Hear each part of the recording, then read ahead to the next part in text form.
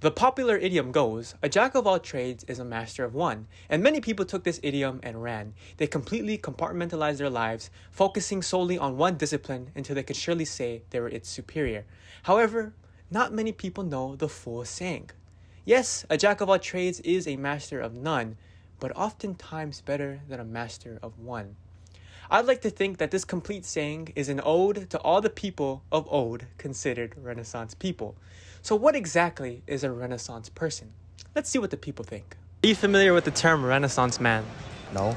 Yes. Yeah, we went over it in high school. To your best ability, what does it mean? By definition, I'm not too sure what it is. A Renaissance man is somebody capable in multiple areas. I guess generally speaking, a talented individual. The dictionary definition of a Renaissance man or person is a person with many talents or areas of knowledge, and or a person who has wide interests and is an expert in several areas. With that definition, can you think of an example of a modern day Renaissance man? Like Elon Musk, Elon Musk. Jeff Bezos. Johnny Sins. From that last clip, you've been given a formal definition of the phrase Renaissance person. The type of person I want to talk about is someone who, through their own talents, manages to become an expert in a certain discipline. Someone I'd like to use as an example is Donald Glover, or also known as Childish Gambino. To understand why I chose Donald Glover, let's take a little look-see at his career. Donald Glover was born on September 25th, 1983 in California. Later in life, he moved to Georgia due to his military father and was raised Mormon. For some reason, his Mormonism meant he could not watch TV unless it was a nature documentary or use any other electronics.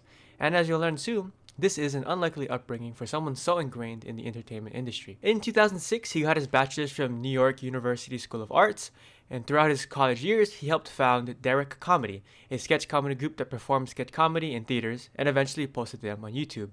And it is through this group that he got his first big break, because right out of college, he was hired to work on the popular TV show 30 Rock. Tina Fey saw some of his sketches and liked his work, so she hired him as a writer who occasionally starred in episodes. Alongside his sketch comedy group and new writing position, Donald was also working to become a musical artist. In 2008, he released a mixtape titled Sick Boy, and the next year he released another one called Poindexter. In the same year of Poindexter, Donald left 30 Rock after 3 seasons to move to Los Angeles, and he found himself in the cult classic show Community, starring as Troy Barnes. In 2010, he released I Am Just a Rapper and I Am Just a Rapper 2, and then released the last of his independent mixtapes, named Cul-de-sac. In 2010, Donald Glover stretched his comedic skills and performed on Comedy Central Presents, a stand-up comic program. In 2011, his attempts at becoming a musical artist finally culminated in him signing with Glass Note Records, where he released his first studio album, Camp.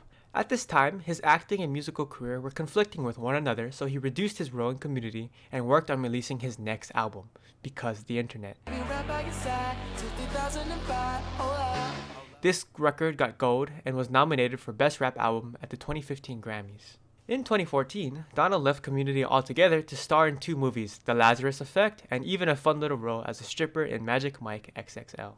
In 2015, you may have even seen another one of his roles in The Martian. I believe he took these small acting roles in these films because he was working on a personal project of his own, a TV show called Atlanta. And in 2016, he got to show the world what he was working on with its first season, in which he plays the main character. I don't know how he did it, but a few months later saw the debut of his musical masterpiece, the album Awaken My Love, which earned him a Grammy. In 2017, he continued starring in popular movies, one of which was Spider-Man: Homecoming. And in 2018, he starred and released a song and music video for the 4-time Grammy Award-winning song, This Is America. Look what I'm whipping up. Look how I'm geeking up. It won both Record and Song of the Year, making Childish Gambino the first hip-hop artist to win those categories. 5 days later, Atlanta ended its season 2, and 15 days after that, Star Wars: A Solo Story came out, where he starred as Lando Calrissian. It's fair to say that Donald Glover is a busy man, and as he rose in popularity, my admiration did as well as he continued to pursue his creative endeavors. He is still releasing music, he's still writing, he's still producing, and he's still acting. So let's recap. This is everything he did as a writer, everything he did as an actor, and everything he did as an artist. And he has done way more. But from this intertwined mess of a timeline, I think you can understand the point I'm trying to make. Let you know a little bit more about the career of Donald Glover. What do you think? Do you think he could be considered a Renaissance person? Personally, I do, and I've laid out my reasons why. So now I pass the question on to you. Think about it. Thank you for your time, and I hope you enjoy the rest of your life.